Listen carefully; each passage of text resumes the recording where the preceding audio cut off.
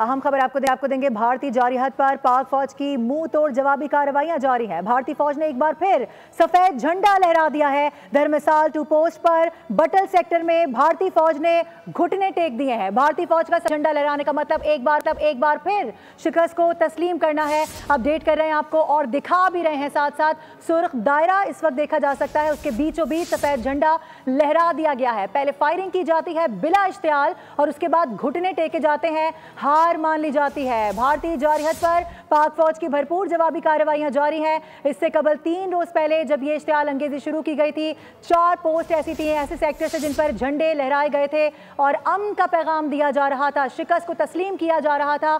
आज भी ऐसी एक और खबर मौसूल हुई है। भारतीय जारहात पर पाक फौज की भरपूर जवाबी कार्रवाई इस वक्त जारी है और भारतीय जवाबी कार्रवाई का मुंह तोड़ जवाब भी पाकिस्तान की जानिब से, अफवाज पाकिस्तान की जानिब से दिया जा रहा है। भारतीय जारहात पर पाक फौज की मुंह तोड़ जवाबी कार्रवाई जारी है।